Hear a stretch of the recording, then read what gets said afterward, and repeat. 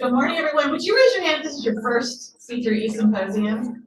Welcome, welcome, welcome. And I just want to, so welcome to have you, and I want to challenge you to two things. One is these awardees are amazing, but go meet them. They're really welcoming in person, even though they're intimidating on paper. So definitely get to know them, connect with them on LinkedIn, use this organization to build your network. It's not just about today, it's about going on. It's about persisters. I'm going to use that all the time. Persisters. We are persisters. We are here to help each other through the perilous storms. And so build the network here. So your two challenges are introduce yourselves, connect, and LinkedIn. That all counts as one. And the second is building on, this morning you heard that the award nominations are open. So everybody put up your hand, 5. My challenge to you is 5. Nominate 5 people or encourage them to self-nominate themselves for the awards next year. So those are your two challenges. And it is my true pleasure as an ambassador of C3E to do our first awardee, to Sarah Bieber, who is getting the award for the international category. Sarah got her undergraduate from Tulane in ecology, evolutionary biology, and anthropology. And she's now in finance, so just saying. Her master's degree is in international affairs and energy and environment from Columbia University. She spent many years at the USAID, U.S. Agency for International Development, in Power Africa. She served as a foreign service officer in Bangkok and DC. See why you want to go talk to these people? Very cool. And since 2018, she's been the head of energy partnerships for Acumen, a nonprofit investment fund that supports businesses whose products and services are enabling the poor to transform their lives. The 730 million people who have no energy, who live without energy services. Put that in perspective. And I just had to share a little quote from Acumen's mission statement because I think it will go on our theme of inspiration and persisters. Acumen thrives on moral imagination, the humility to see the world as it is, and the audacity to imagine the world as it could be. So please join me in congratulating Sarah Bieber.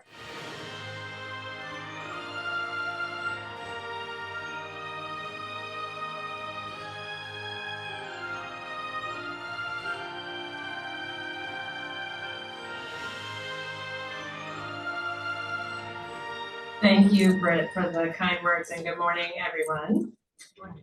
If you are anything like me, you wake up most days and check your phone. You turn on the kettle or the coffee machine to get caffeinated. You make breakfast, you fire up your computer for the day. And that's a basic routine that is a distant dream for the 730 million people in the world that lack access to electricity. That's more than the US, the population of the US and Europe combined. And most of them live in sub-Saharan Africa.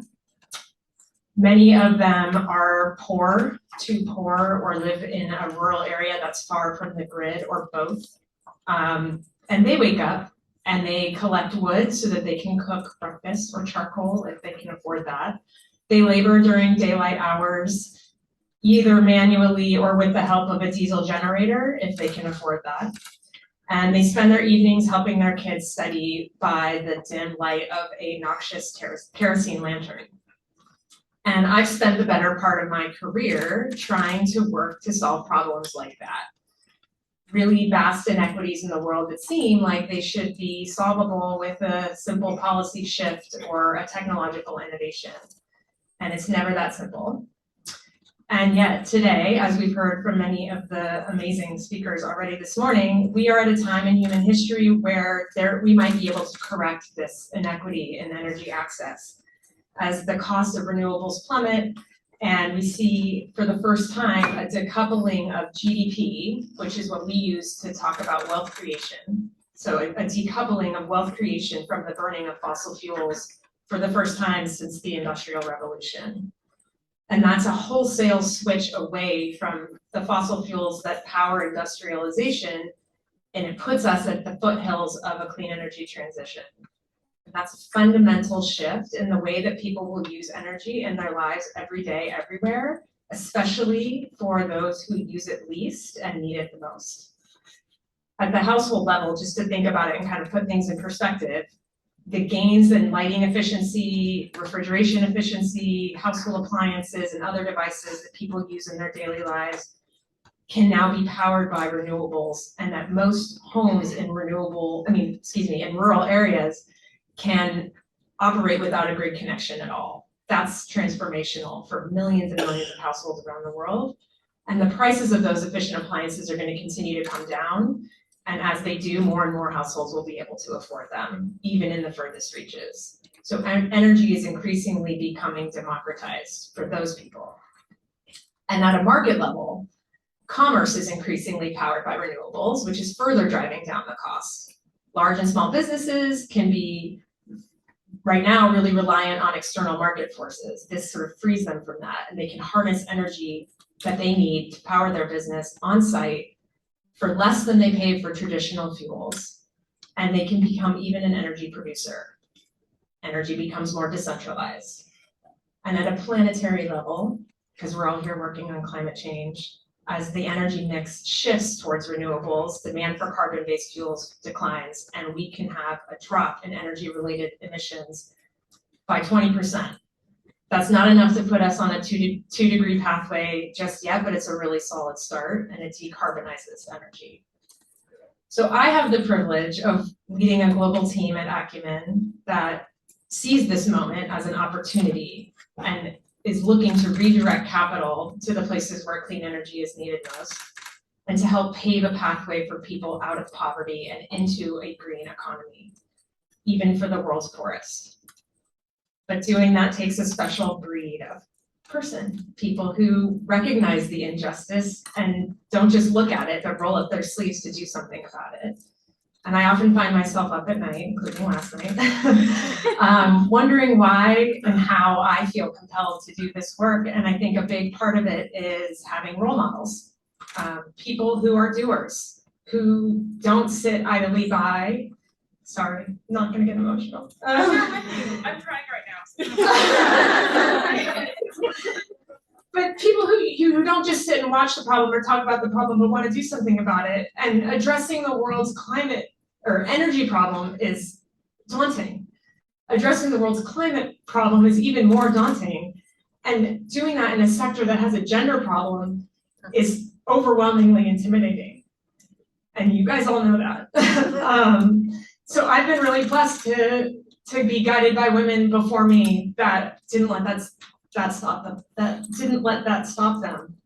Women like Christine Eichsinger, who nominated me and is here today, who's been innovating at the edges for decades to address the energy access gap. Women like Jacqueline Novogratz, who founded Acumen in order to find a way for markets to serve even the lowest income customers. And women like many of the C3E awardees here today and the ones from previous years who I've had the pleasure and have been very lucky to work with, who are entrepreneurs and financiers and government leaders and policy leaders who are using their skills and their platforms to take a swing at really big problems. And I'm grateful to them, and I'm grateful to my mom, who's also here today. For showing me that you can't make a difference in the world if you don't get in the game and don't step up to the plate, no matter how intimidating that can be. And I hope to be that same role model for my daughters, who, despite their best efforts, or despite our best efforts, sorry, they're great, but they're not gonna, they're gonna face an even more complicated set of energy and climate challenges ahead of them. And I hope that they have role models like all the women in this room. I can't forget my husband, who is eternally patient with and supportive of my career. And I leave with a lot of hope from today. The world is in this turning point. The technology is there. The policies are shifting. The capital is getting unlocked. And increasingly, women are at the helm. And it's because of the dedication of women like the people in this room today and organizations like C3E that give all of us an opportunity to try to take a swing. I'm honored and humbled to follow in the trail that you've all blazed. Thank you.